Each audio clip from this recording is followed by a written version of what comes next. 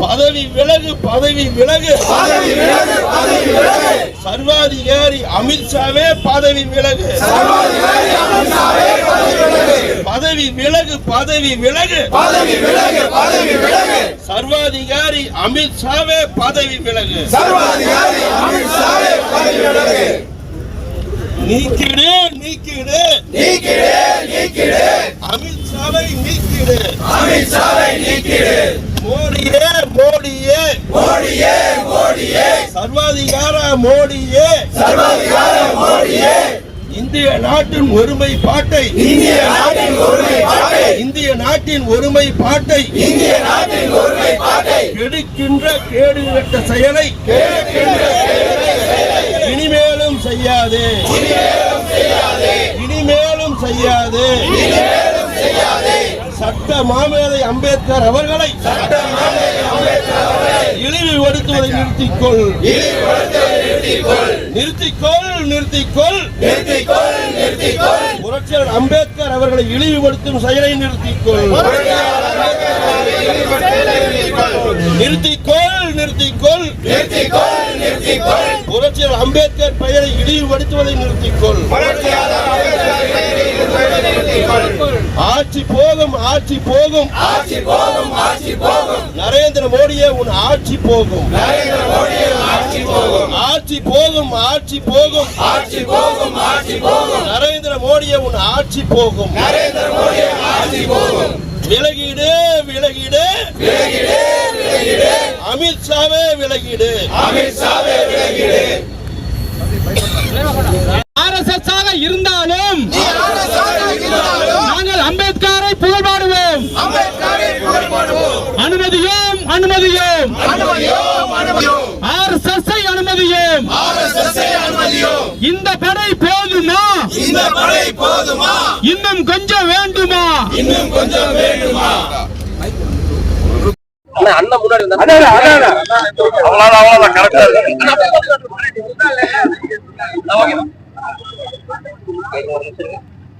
பாராளுமன்றத்தில் உள்துறை அமைச்சர் அமித்ஷா அவர்கள் ஒரு நாடு ஒரு தேர்தல் சம்பந்தமாகவும் மற்றும் பிற பிரச்சனைகளை பற்றி பேசுகிற போது அம்பேத்கர் அவர்களை பற்றி அவமானப்படுத்துகிற வகையில பேசியிருக்கிறார். பேசியதற்காக காங்கிரஸ் கட்சி எப்பொழுது பார்த்தாலும் அம்பேத்கர் அம்பேத்கர் அம்பேத்கர் என்று சொல்லுகிறது என்று அமித்ஷா அவர்கள் அம்பேத்கர் அவர்களை கேவலப்படுத்தி பேசினார். அதை நாடு முழுவதும் காங்கிரஸ் கட்சி மாவட்ட வாரியாக தாலுகா வாரியாக நாடு முழுவதும் நேற்று இரவு 12 மணிக்கு ஆர்ப்பாட்டம் செய்ய வேண்டும் என்று காங்கிரஸ் கட்சியினரை கேட்டுக்கொண்டார். அந்த வகையில இங்க இந்த இடத்துல மாநகர் மாவட்ட காங்கிரஸை சேர்ந்த நிர்வாகிகள், மாநில நிர்வாகிகள் சரவணகுமார், பச்சைமுத்து, காயத்ரி, கோவை செல்வன், பொருளாளர் சவுந்தரகுமார், ரஹமத்துல்லா மற்றும் சங்கர் அவர்கள் போன்றவர்கள் எல்லாம் இருந்து இந்த ஆர்ப்பாட்டத்தை நடத்தி கொண்டிருக்கிறோம்.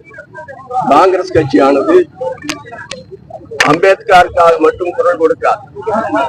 காங்கிரஸ் கட்சி இந்த நாட்டில் சுதந்திரம் வேண்டும், அரசியல் சுதந்திரம், பொருளாதார சுதந்திரம், சமூக நீதிக்கான சுதந்திரம் வேண்டும் என்று போராடியது.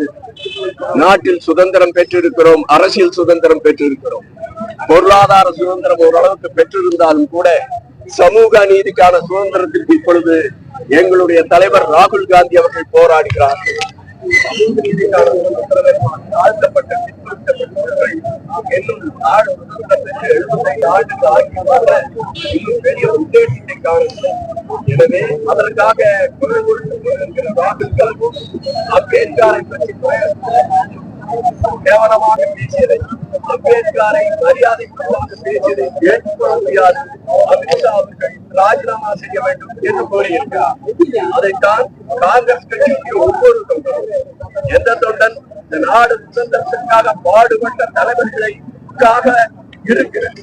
காந்தியை பற்றி தான் பேசினார், மகாத்மா காந்தியை பற்றி பேசினார், காங்கிரஸ் கட்சியில இருக்க தொண்டன் கொதித்தெழும் ஜவஹர்லால் நேருவை பற்றி பேசினார், சர்தார் வல்லபாய் பட்டேலை பற்றி பேசினாலும், பெருந்தலைவர் காமராஜரை பற்றி பேசினாலும், இந்த தேசத்தினுடைய விடுதலைக்காக பாடுபட்ட தலைவர்களை பற்றி, இந்த நாட்டை அரசியல் ரீதியாகவும் நாட்டை நிர்மாணிப்பதில் சட்டமாகட்டும் அரசியல் அமைப்பாகட்டும் நிர்வாக அமைப்புகளாகட்டும் நிர்மாணித்த தலைவர்களை புறஞ்சொல்லும் போது, அவர்களை தவறாக பேசும் போது காங்கிரஸ் கட்சி குரல் கொடுத்தும் அந்த வகையிலேயே குரல் கொடுத்திருக்கிறது.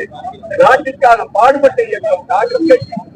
ஆனால் இந்த பாரதிய ஜனதாவோ அவர்களுக்கு முன்னிருந்தவர்களோ இந்த நாட்டினுடைய சுதந்திரத்திற்காக பாடுபட்ட ஒரு தலைவர்களுக்கு இல்லை. அதனால்தான் இந்த நாட்டில ஒரு ஜனநாயக மதச்சார்பற்ற குடியரசாக நிர்மாணித்த இந்த நாட்டில் அவர்கள் அந்த அம்பேத்கர் என்ற சட்டத்தை இயற்றியதால் தான் மோடியை போன்றவர்கள் இன்றைக்கு அதிகாரத்திற்கு வர முடிந்திருக்கிறது. பிரதமர் மோடி போன்றவர்கள், அமித்ஷா போன்றவர்கள் அதிகாரத்திற்கு வந்திருக்கிறார்கள் என்பதை புரிந்து கொள்ள வேண்டும். அன்றைக்கு அரசியலமைப்பு சட்டத்தை உருவாக்கி வருவது காங்கிரஸ் கட்சி மட்டுமே ஆள வேண்டும் என்று நினைத்திருந்தால் மோடி வந்திருக்க முடியுமா? முடியாது. ஜவஹர்லால் நேரு